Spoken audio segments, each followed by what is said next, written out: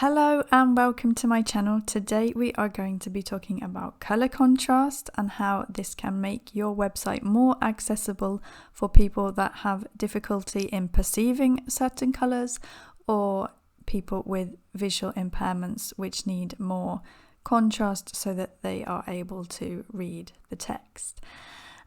Color contrast means the difference in lightness between a foreground and a background color, and it's calculated as a ratio.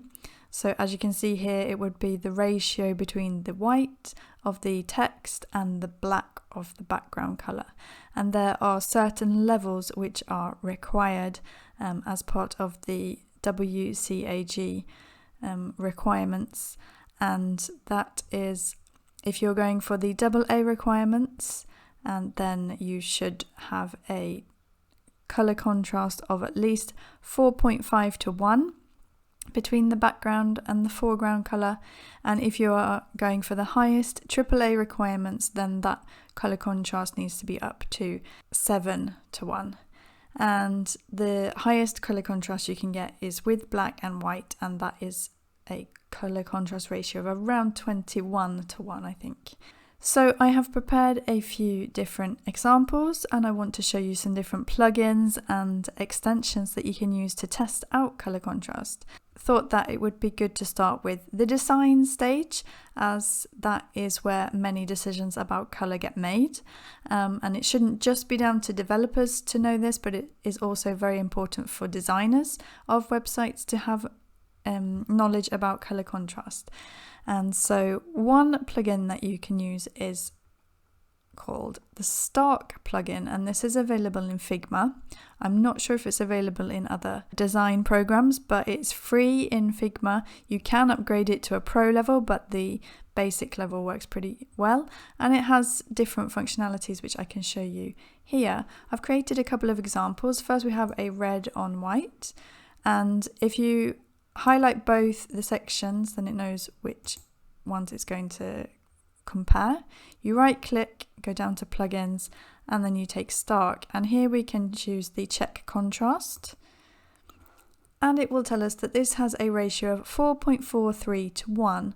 So unfortunately it's failing the 4.45 to 1 only just, but it is failing on the AA and the AAA.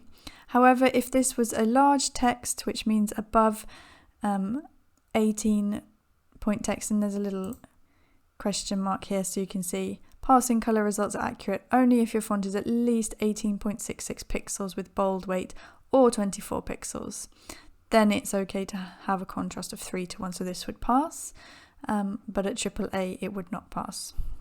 So we can then say that we're done, and then we could just adjust this color slightly, make it slightly darker, and hopefully if we run our test again on the check contrast, we now see that we've got a ratio of 5.63 to 1, and we pass for the AA on both normal text and large text, and the AAA even with large text. We need to work a bit more if we want it to pass for AAA, but AA is a decent enough level. AAA is what government websites and websites that need to be accessible to absolutely everybody aim for.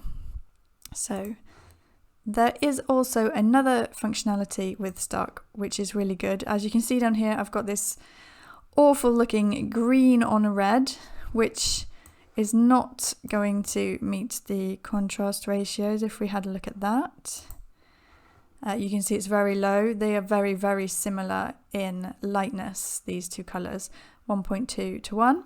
But I actually have chosen these two colors for another reason, because if we go to this plugin again, we also have a vision simulator which we can open, and it will show you the normal desktop here. But if I choose simulation type and protanopia, which is a common red-green color blindness, you can see that the one down at the bottom is hardly readable at all. And this is another reason why checking color contrast is really, really important. Not everybody perceives color in the exact same way, and that is why we need to do these checks. Due to Renopia is a little bit more readable but still not great, and Tritanopia is much easier to read. But as you can see, the green on the red is going to cause problems for people with various different colour perception problems. So that is the Stark plugin in Figma. Another one that I use very regularly is the WebAim contrast checker. This you can find if you Google, and it does a similar thing to Stark, but it is available anywhere. So if you go to a website and you use a colour picker to choose a colour, you can then drop it in here and test it out. So for example, I have a colour pick eyedropper as an extension, so I could literally just pick up anything here in the header, this nice shade of pink, and I can instead drop it in here, click enter, and you can see if I was going to have that and a white background, it's just complete fails everywhere.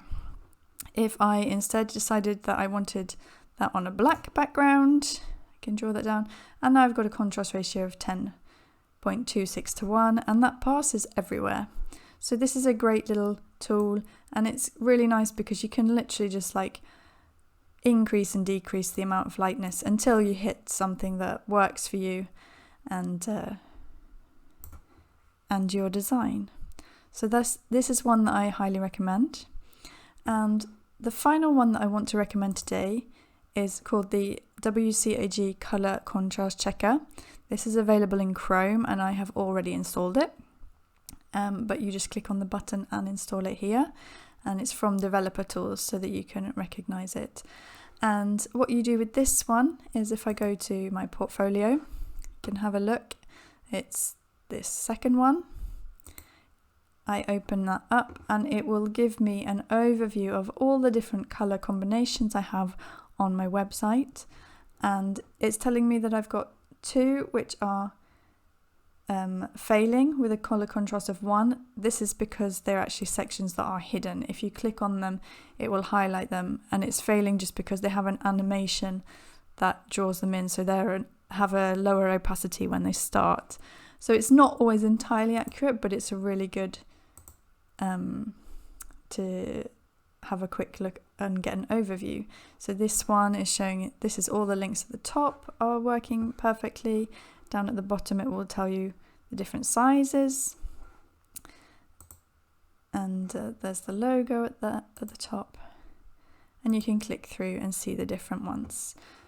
So this is on my portfolio. On another website I can also use it to check, and it will tell me yes, my button has a high enough contrast. Everything on this page is working fine. If I go to the home page, the only one it has a problem with here is that it can't discern the background colour for the headers at the top, and that is something that I can check myself by using the colour picker. Does this white text work on this image? And I can take different areas of the image to check that it works, but on the whole it works just fine. And it's always fun to use this kind of checker on very popular sites, so let's even use it on Twitter and have a quick look and see how that fares. And as you can see, even Twitter is not the best in the world. You can click on these and find out where, let's have a look, where these appear. Sometimes they're hiding, it's hard to find them. There. So this one fails. I can't, down here. These fail. Twitter needs to work on this a little bit on their design. That one failed. These fail. But they do have also quite a lot of things that do pass. But it's super interesting to have a quick look through different websites and see which colour contrasts work and which ones don't. Often this kind of blue colours and white don't work very well together. But anyway, there you go. There are 3 different tools for checking color contrast. The first one was the Stark plugin in Figma, the WebAim color contrast checker, and the WCAG color contrast checker extension in Chrome. I hope that's been helpful for you. If you have any questions, please feel free to leave them down in the comments below, and I will see you in my next video. Thank you so much for watching, and bye!